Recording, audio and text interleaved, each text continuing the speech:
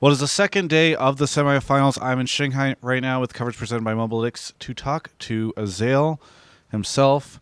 Azael, yes, it is you. You were not in Shanghai last year for MSI. I realized this recently. Yeah, I wasn't. That's actually right as I started casting for Riot. So I had done spring playoffs, but that was literally the first time I'd ever casted League, so I didn't get to go to MSI. Does it feel good to kind of have the second chance to come here and be in the arena and do all this stuff? Yeah, it's been really fun. I think that the fans here are pretty insane for the support of the Chinese teams, and it's definitely cool to get to go to a new place and be in a passionate crowd.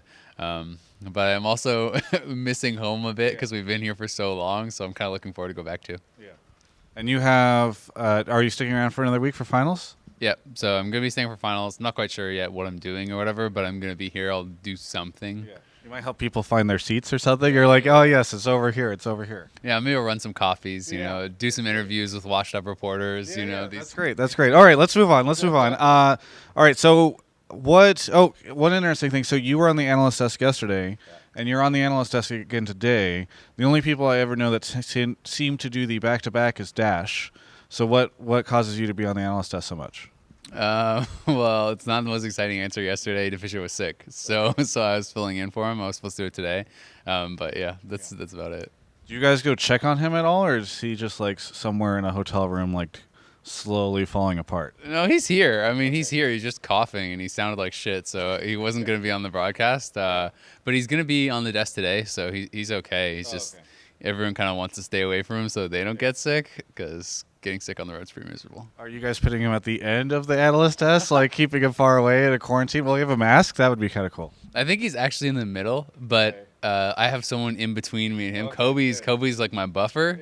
So if Kobe starts getting sick, then I'm screwed. Right. But as long as Kobe is healthy, he can block it. Because as you're missing home, wouldn't it be great if your last week in Beijing was just you sitting around sick and just miserable? Yeah, that'd be fantastic, Travis. That's exactly what I'm hoping for. Well, I have an extended layover in Hawaii. I'm leaving tomorrow, so you guys can just enjoy that. Now, let's talk to me a little bit about Worlds. So I interviewed Kobe, and I asked him what he thought of all the Worlds games. He said there were a lot of them. I asked him to average them all out and then give a collective score. He gave 7.4. And then Shock said if she was like, I don't know what that means, but at least from an entertainment value, I'd give them all an 8.5. So what is your score for Worlds this year? I think it's really high. I mean, as far as like my actual enjoyment for the tournament overall, not thinking about like level play or anything, just as far as fun, like I think it's like a 9 or something. I'm gonna one up both of them because when I think about most years, I'm like, okay, well, quarterfinals are usually pretty crap. It's like 3-0s all across the board. It's not competitive. Groups are usually pretty predictable, I would say, for the most part. This year we had crazy groups that there was lots of upsets. We had a lot of innovation and stuff in quarterfinals and in semifinals. We've now had more innovation. The series have been super competitive in quarterfinals and in semifinals as well. So it's like it's hard to really ask for more. Yeah. Do you have a favorite match if you think about it, or maybe favorite set or favorite game? Anything that pops up in your mind? Maybe something you casted, something you didn't cast? I actually think that I really, really liked the two SKT series in quarterfinals and semifinals. Those have been incredible. I mean, the Misfits won because of like all their innovation and how historic it would have been. And likewise, I mean, it's kind of the same idea with the RNG series because they were super competitive series. There was new picks, there was new stuff coming out, and just what it means for League. I think if SKT actually loses, it's super, super exciting. So there's so much more hype around those series when it's like, oh, they could actually lose. Like this is pretty crazy. Right. But then they don't lose, right? No. So does that take away from it at all? No, I don't think so. I mean, I still think it's one of those things where it's still a big accomplishment, right? Like no one has ever, for a Western team, I don't think anyone has really pushed SKT like that before. And even for the LPL, like it is very exciting, and people joke so much about the gap is closing, but like maybe, right? Like this year, it's actually pretty competitive. I'm not saying that North America is as good as Korea, but maybe everyone that's not Korea is inching up a little bit. So that's pretty exciting, I think, and it does set up for like a pretty incredible finals, right? Because when you see SKT was somewhat vulnerable in groups, and then you're like, but in quarters they're gonna smash everybody though, and it's like, oh well, that was actually really close. And then but in semifinals they're probably gonna smash everybody though, but that was also really close. And WE and Samsung are two really, really good teams, so whoever comes from there, you're thinking you're probably gonna have a really close series again, or maybe SKT finally loses, and if they lose in the finals, I think that's pretty epic. Well, okay, so two questions. One is If the gap is closing, is it closing because we're going up, the West and China are going up, or is it because SKT may be a little down year over year? I mean, I think it's mostly we're going up, right? Because when you think about it, like it's not just SKT versus everyone else. Like the other Korean teams, I think have had more competitive series. Like RNG beat Samsung both times in groups this year, right? These are things that you didn't see as frequently in the past. Obviously, Longzhu completely stomped their group, but then fell to Samsung. So I do think that the teams are improving. I think it's something where like the infrastructure has been building up over time, and it doesn't guarantee that next year you're also going to be as close or next year you're just going to beat them. But I do think that it is like this gradual climb where people are catching up over time. And even in some of the interviews, I think it was Hooney or one of the SKT members was saying that he thought the EULCS could catch up to Korea in time. And these are things that it does feel relatively realistic as long as the infrastructure keeps improving, as long as the teams keep improving in the way that they're practicing and training. Yeah. And then the other follow up question from your statement the other second was, you said that you feel like finals we could see Team WE or Samsung, whoever wins today, take SKT really really far or maybe even beat them. The vibe I was getting was that RNG and SKT might be the best match this world. So do you think that maybe there's a chance that this will be an even better match, or do you think, because it certainly felt like this side of the bracket was a little stronger than the other side?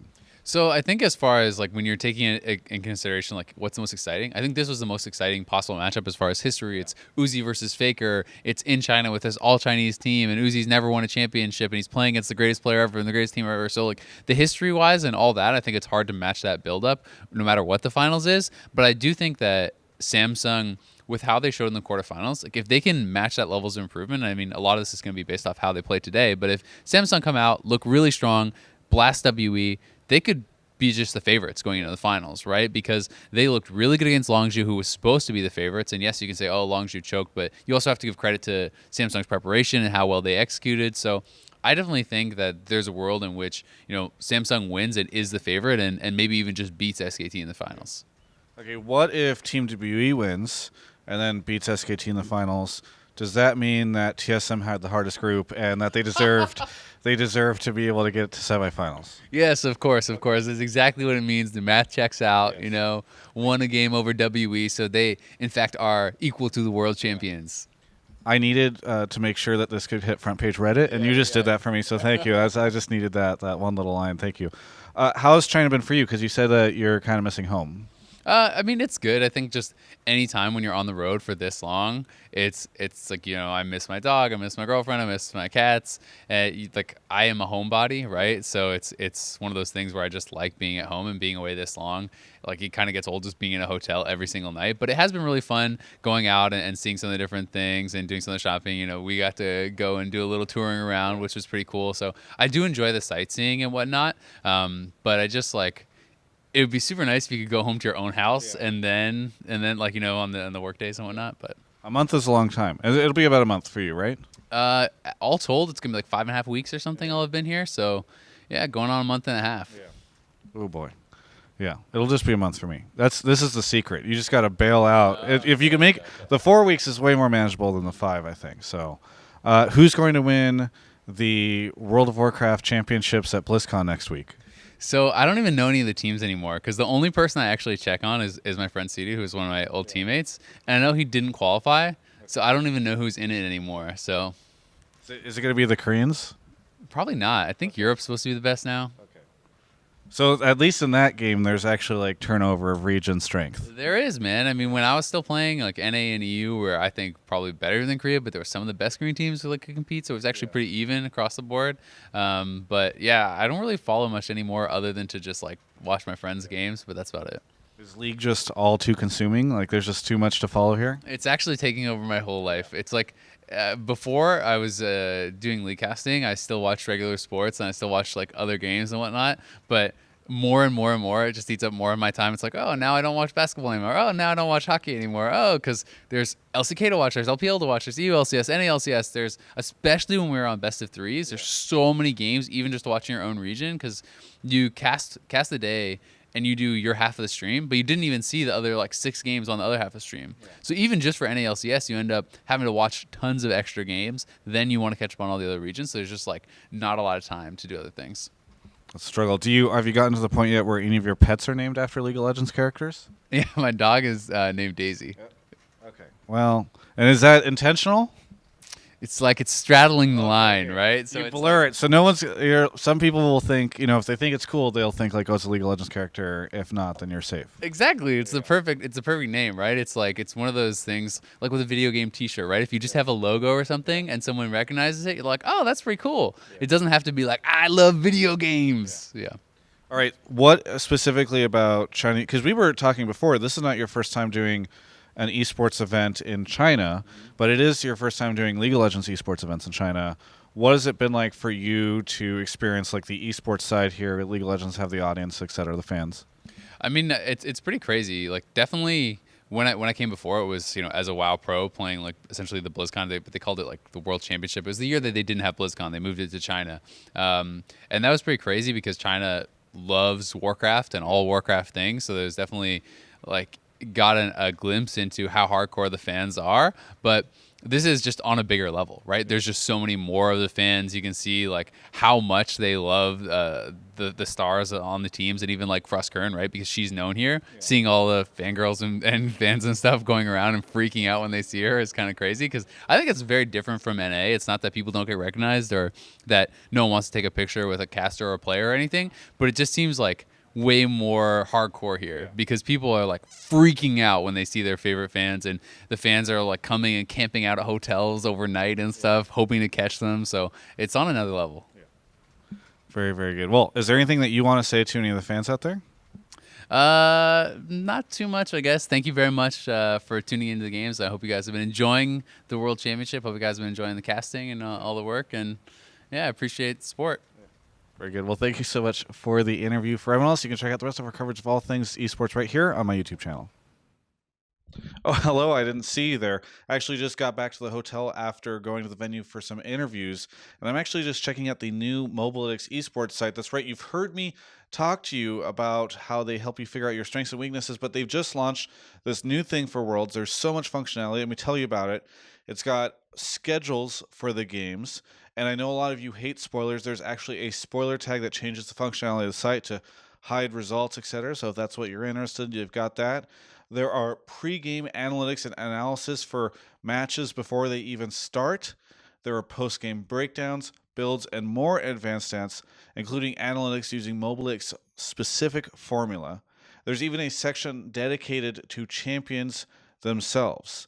In fact, you can search specifically for your favorite player, track their games, view heat maps, read through their champions, and see more.